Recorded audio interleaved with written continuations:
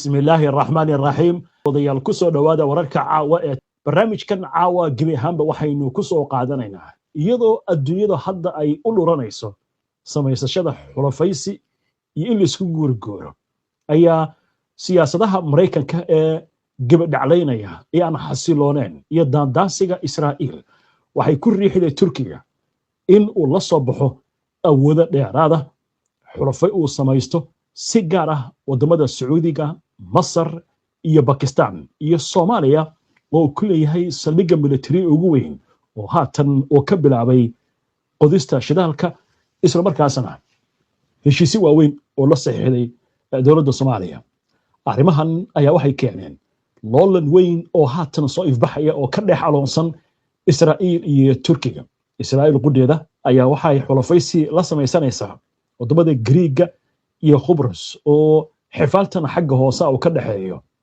Turkiga sidoo kale Hindiya ay u gacan haatinaysaa Israa'iil inkastoo ra'iisul wasaaraha Hindiya weli uusan si fiican isu soo diibin ama uusan diyaar u ahayn in Israa'iil uu la jaan qaado 100% inkastoo siyaasad ahaan la sheegayo inuu la dhacsan yahay sida Netanyahu wax uu wado haddaba warbixin dheer oo laga qoray arrintan oo la xiriirta xaaladahan imika taagan dagaalkan imika bariga dhexe ee ka socda iyo siyaasadaha isdiidan iyo waxa arrintan ay ku dambeyn karto ayaynu barnaamijkan ku lafaguri doonaa maxamed cabdi ayaa soo akhriyay warbixintan oo lagu daabacay wargeyska Washington Post ee ka soo baxa waddanka Mareykanka maxamed maxay warbixintu ku bilaabanaysaa warbixinta intaan u gelin marka ugu horeysa afartan dal ee Turkiga Pakistan Masar iyo Sacuudiga shacabkooda marka la isu geeyo waxa uu ku dhow yahay ama ka badan yahay 500 oo milyan Mareykanka ayay ka dad badan yihiin ama Europe oo dhan ayay ka dad badan yihiin in la isu gurguuro waqtiga ayaa keenaya iyo isxulafaysiga cusub ee hadda bilowday wargeyska haddii aan u galo Washington Post maqaalka ay wadajirka u qoreen nin u dhashay waddanka Turkiga Burhan Yusselkas la yiraahdo iyo Ellen Francis ayaa waxa ay sheegayaan Turkiga inuu isku dayayo inuu door muhiim ah ku yeesho arrimaha bariga dhexe isagoo heshiisyo galaya iyadoo madaxweynaha Mareykanka uu wado siyaasad aan la qiyaasi karin ama aan la fahmin maamulka madaxweynaha Mareykanka ayaa raadinaya si uu qoorta uga baxo dagaalkan iyo ismareewaagan Iiraan kala dhaxeeya dowladda Turkigana waxay isku dayaysaa inay lafteeda diyaariso oo ay isu dheelitirnaan weyn oo xagga awoodda gobolka bariga dhexe ka abuurto maadaama ay Israa'iil colaadeysanayso waddanka Turkiga isla markaasna waddanka Turkiga wuxuu isku dayayaa in isxulafaysi cusub oo xagga amniga in uu gobolka bariga dhexe ka dhiso dagaalka Iiraan ka socda ma aha oo kaliya inuu xiisada qoto dheereeyay u dhaxaysa Mareykanka iyo Iiraan waxa ayadana uu saameyn ku yeeshay xulafadii Mareykanka u lahaa ee NATO oo Turkiga ku jiro waddanka Turkiga xuduud gaaraya 350 mayl ayuu la wadaagaa ama 500 kilomitir dhul ku dhow ayuu la wadaagaa waddanka Iiraan ayadoo taasi jirto ayaa xasiloon darrada Mareykanka uu ka wado gobolka ayaa saameyn ku yeelanaysa waddanka Turkiga ugu dambeyntiina militariga Mareykanka ayay noqon doontaa inuu ka baxo gobolka bariga dhexe markaasna waxaa laga yaabaa dhibaato xoog leh inay ka dhacdo gobolka bariga dhexe oo daris la ah waddanka Turkiga iyo sidoo kale Israa'iil oo kalsooni inta soo gasho ayadana dandaansi wada waa gartay marka maxaynu ka ognahay isbahaysiga Turkiga uu samaynayo dalalkeeba la samaysanaya Turkiga ayaa waxa socda uga jawaabay iyo caqabadaha soo foole waxa saraakiisha Turkiga ay ku tilmaamayaan in awoodo kale ay saameyn leh lagu casmo in ay dadaallo ay ku midoobayaan ay samaystaan iyo qorshe ayaga ka wada dhexeeya.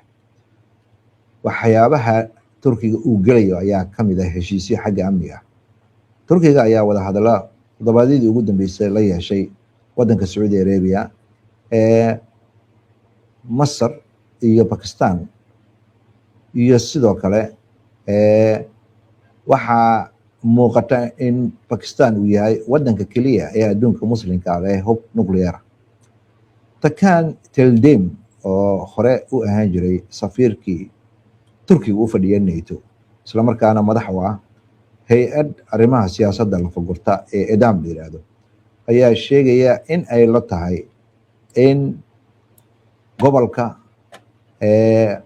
in arrimihiisa amniga ay ka shaqaystaan ay muhiim tahay, maxaa yeelay awoodaha dibadda ka yimaada ayaa dhibaato ku ah gobolka, qasna ka abuuraya. dabcan wadamada sida Maraykanka oo kale ah ayaa waxay leeyihiin ajendayaal caalami ah. dabcan xulafo waa la ahayn, laakiin mararka qaarkood mudnaanta wadamada waaweyn ma aha mid la jaan qaadaysa saaxiibtinimada aan la leenahay, ayuu yiri khabiirkani. markii uu dhacay madaxweynihii waddanka Suuriya Bashar al-Assad, waddanka Suuriya waxaa muuqata in ay noqotay inuu heshiis la galo xukuumadda cusub, sababtoo ah waxaa meesha ka baxay saameyntii Iiraan ay ku lahayd kooxihii waddankaasi ka jiray. fursad ayay turkiga u abuurtay inuu doorkii uu ku lahaa waddanka Suuriya uu xoojiyo. hadda oo dagaal Iiraan ka socdana rabshadaha gobolka ka socda ayaa laga yaabaa inay gaaraan heer aanan hore loo arag. dowladda turkigana waxay raadinaysaa inay xaaladahan ka faa'iidaysato iyo walwalka ka jira gobolka bariga dhexe. waxaana muuqata gantaalada faraha badan leh Iiraan iyo diyaaradaha droniska ayaa su'aalo badan keenay in awoodda Maraykanka wax uu ku difaaci karo ay xad leedahay. Maraykankii ayaa asaga laftirkiisa xaalad khatar hadda ku jira. waa gartay. waa yahay turkiga maxay tahay sababta uu u arkayaa Israa'iil inay kula jirto loolan istiraatiiji ah? lafagurayaasha iyo saraakiisha ayaa sheegaya turkiga walwalkiisa ugu weyn waxa uu la xiriiraa Israa'iil. awoodeeda ayaa kordhaysa, waxayna la samaysay howlgal wada jir ah oo ka dhana waddanka Iiraan dowladda Maraykanka. intii lagu jiray booqasho oo ku maray waddanka Qatar, wasiirka arrimaha dibadda ee waddanka Turkiga Hakan Fidan ayaa uu waraysi lala yeeshay ku sheegay in uu raadinayo in uu ka shaqeeyo midnimada wadamada gobolka bariga dhexe. cid walba oo gobolka ku nool hadda waxay garwaaqsatay in dalalkani gobolka loo baahan yahay in ay xaliyaan dhibaatooyinkooda. hadda ma jirta buu leeyahay sababo loo sugo xal ka yimaada dowladaha waaweyn, gaar ahaan Maraykanka.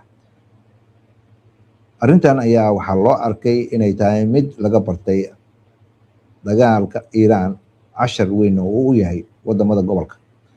madaxweynaha waddanka Turkiga Tayyip Erdogan ayaa asna soo jeediyey Turkiga inuu dhexdhexaadiye ka noqdo, cid walbana uu soo dhaweysto Ruushka, Ukraine inuu dhexdhexaadiyo, Maraykanka iyo Iiraan inuu dhexdhexaadiyo, iyada oo mararka qaarkood ay noqonayso dhinacyada in inuu Turkiga isku wadi karayn, ay tahay inuu asaga danihiisa ka shaqeeyo. waa gartay. awoodda Turkiga iyo ku tiirsanaanta NATO maxay warbixintu ka leedahay? turkiga waxaa la yidhi awood ahaan marka xagga militariga la fiiriyo waa dowlad weyn, waa ciidanka ugu badan ee labaad ee NATO, marka waxaa ka horeeya oo keliya Maraykanka. sidoo kale turkiga wax soo saar xagga difaaca ayuu leeyahay, ay ka mid yihiin diyaarada drones oo casri ah. turkiga sidoo kale wuxuu gacanta ku hayaa Bosphorus marinka la yiraahdo oo muhiim u ah kadinka laga galo badda madow ee Yurub iyo Asia isku xirta. turkiga waa waddan aad istiraatiiji ahaan muhiim u ah. dhanka kale turkiga aad waxa uu xagga difaaca cirka ugu tiirsanaa NATO, taasoo dhowr goor gantaalada Iiraan ka soo habaabay laga hortegay markay soo galeen hawada waddanka Turkiga. hadda laakiin waxaa bilowday dagaalka waddanka Iiraan wixii ka dambeeyay bishii February dabayaaqadeeda. marka laga gudbo in turkiga uu aad ugu hanqaltaagayo inuu noqdo wadan awood weyn leh. turkiga waxaa muuqata inuu u baahan yahay inuu horumar weyn ka sameeyo xaggiisa militariga. dhaqaale ahaanna xaalado badan ayaa jira, wuxuuna raadinayaa wadamada gobolka inay xulafo la noqdaan si ay danahooda u wada difaacdaan, sida uu hadalka u dhigayo Asli Ayyadendobas oo cilmi baare ka tirsan hay-adda Brookings fadhigeedu yahay magaalada Washington ee dalka Mareykanka. waxay ila tahay ayuu leeyahay qabiilkani turkiga inuu dareensan yahay inuu keligii yahay xaalad khatarana iyo bii'ad khataran inay ku hareereysan tahay. marka xukuumadda turkiga ayaa waxaa hadda isticmaalaysaa in ay ka shaqayso horumarka wadankeeda gudihiisa, islamarkaasna turkiga waa inuu noqdaa awood ballaaran oo gobolka bariga dhexe ka jirta. waa gartay. markii xafiiska uu ku soo laabtay madaxweynaha Mareykanka Donald Trump, maxaa isbedelay? soo noqoshada madaxweyne Trump ee xukunka ama aqalka cad ee Mareykanka ayaa waxa ay keentay isbedel weyn inuu ku yimaado xiriirkii Mareykanka ula lahaa xulafadiisa NATO iyo wadamadii ka soo horjeedaba. maamulka Mareykanka ayaa weeraray xulafadii NATO, sidoo kale waxa uu Iran ku qaaday dagaal khiyaari ah kadib markii uu ku guuleystay doorashada. waxa uu tartanka ku galay inuunan dagaal rabin, dagaalna wadanka Mareykanka u horseedayn, laakiin maamulka ayaa hadda wuxuu dhex fadhiyaa dagaalo, wuxuuna iska indhatiray ballanqaadkii uu hore u sameeyey. saraakiisha turkiga ayaa waxay arkayaan in isxulufaysi cusub in la raadsado inay meel walba ka socoto, iyadoo Mareykanka isxulufaysigiisa ay jirto ayaa haddana waxaa jira wadamada Canada iyo Yurub inuu xulufo la yahay wadanka turkiga. waxayna raadinayaan inay mideeyaan si taxadar ay u xoojiyaan ka dhana siyaasadda Mareykanka oo gabadhacleynaysa oo la isku halleyn karayn. dhowaana bayaanada ka soo baxaya safiirka Mareykanka ee turkiga Tom Bragg ayaa waxaa la leeyahay aad ayaa loo cambaareeyey warkii uu sheegay oo ah in caalamka ay tahay inuu hal wax xushmeeyo oo ah awood in la isu sheegto. arrintaasi ayaa waxaa muuqata in xukuumadaha kale ay u arkaan maamulka Trump in awood waxaan ahayn uunan ku shaqaynin. cid walbana waxay raadinaysaa marka inay awoodeeda xoojiso. waa gartay. marka dhanka Turkiga aynu ka eegno, maxaa isbedelay markii Trump xafiiska ku soo laabtay? Trump markii uu xilli labaad madaxweynaha noqday turkiga waxa uu mar hore ku rajo weynaa in xiriirka Mareykanka iyo turkiga inuu hagaagi doono, kadib markii sanado badan xiisada ka dhex jireen oo ay ka mid tahay in Iran in turkiga loo diiday inay ka qayb qaadato barnaamijka diyaaradaha F-35 oo lagu eedeeyey in ay iibsadeen gantaalada difaaca cirka ee Ruushka ee la yiraahdo S-400. turkiga weerarada uu ku qaaday kurdida Suuriya ayaa iyadana caana looga dhigayay, iyo tallaabooyinka uu ka qaaday mucaaradka xukuumadda turkiga ka soo horjeeda. xiriiradaasi ayaa Mareykanka ula lahaa wadanka turkiga ayaa leslahaa Trump markii uu soo noqdo waa hagaagaya, oo hogaamiyaasha Mareykanka iyo turkiga ayaa waxaad moodaa inay isu soo dhawaanayaan oo xiriirka uu madaxweyne Trump la leeyahay Erdogan ayaa hagaagay. hase ahaatee in xiriirkii si fiican loo dhiso ayaan weli meel mar noqon la. hogaamiyaasha turkiga marka waxay welwel ka qabaan waxa gobolka bariga dhexe uu ka wado wadanka Mareykanka, gaar ahaan Israa'iil oo raadinaysa in ay gobolka bariga dhexe oo dhan military ahaan ka awood roonaato.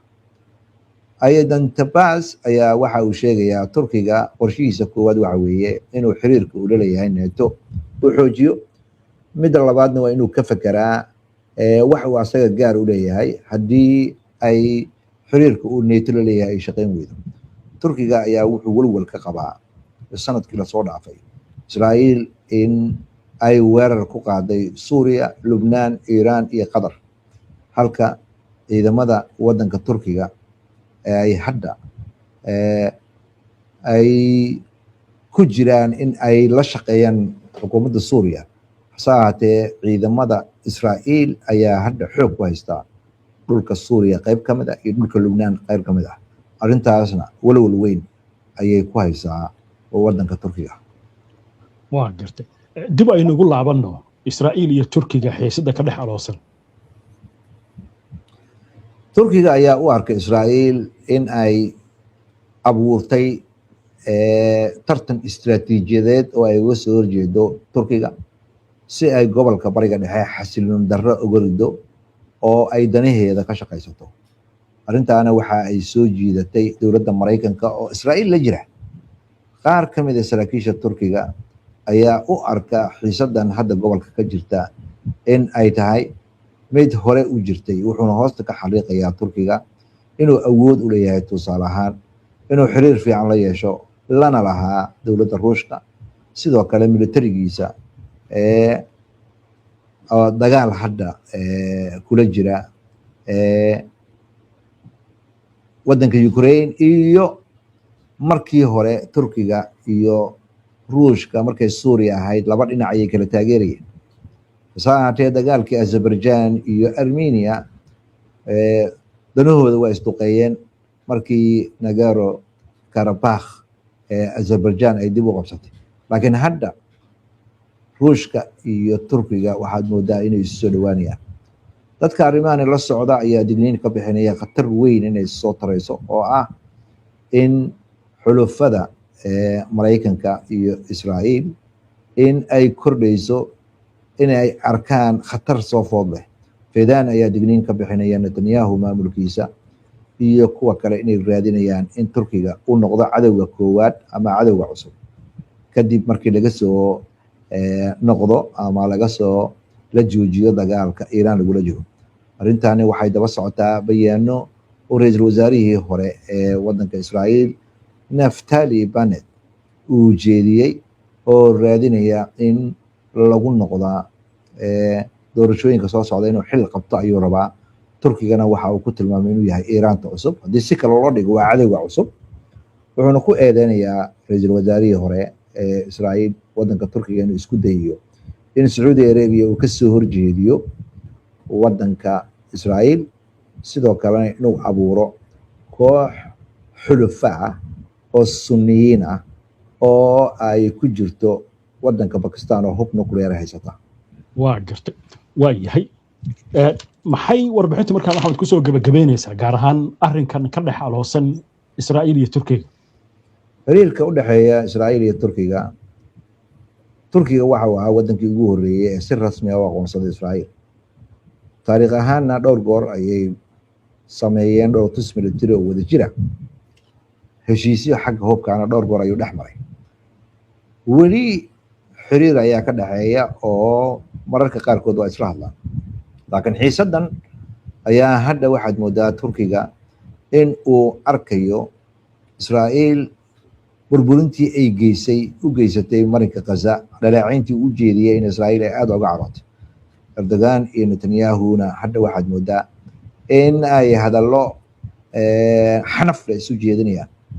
israa'iil ayaa sidoo kale xoojinaysa iskaashiga militariga leedahay wadamada Greega iyo Qobrus oo xubno ka ah ururka midowda Yurub, iyadoo turkigana aad moodeyso in ay rabaan gaar ahaan waddanka Greega inay colaade kala dhaxayso marka ay timaado bariga badda Mediterranean-ka.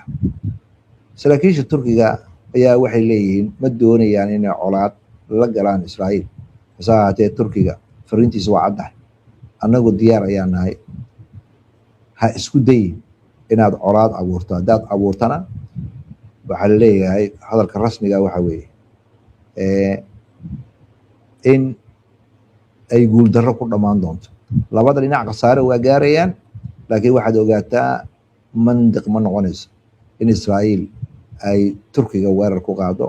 waxaan rajaynayaa in awooddeena markii la arko in cagaha dhulka la dhigi doono. dowladda maraykanka ayaa dhowr goor hore labada dhinac kala dhex gashay oo xaaladda xasilisay si ayna gacanta oga bixin. laakiin maanta waxay u muuqataa in dowladda maraykanku aynan xiisaynin inay kala dhex gasho, sida khabiirkan la yiraahdo Aidan Tambas oo hadalka u dhigayo marka laga gudbo natiijada ka imaanaysa dagaalka Mareykanka Israa'iil iyo Iiraan u dhaxaysa Turkiga iyo Israa'iil ayaa labadooda military waxaad moodaa gobolka inay isku haystaan waxaana muuqata in waxa ay qolo walba abaabulayso ugu dambeyntii ay noqon doonto mid saameyn ku yeelata gobolka ayaa lagu soo gabagabeeyay qoraalka lagu daabacay wargeyska The Washington Post. waagag maxamed aad baad u mahadsantahay daawadayaashu ay mahadsan yihiin inta ayaan kusoo gabagabaynaynaa caawa barnaamijka daawada si aad ula socoto wararkan iyo barnaamijyada iyo macluumaadka aynu soo gudbino haddii aad ku cusub tahay baraheena bulshada ama horay aadan ugu xirnayn hadda ku soo biir aynoo barnaamijkayga insha allah inta ka horeysa salaamullaahi calaykum waraxmatullaahi wabarakaatu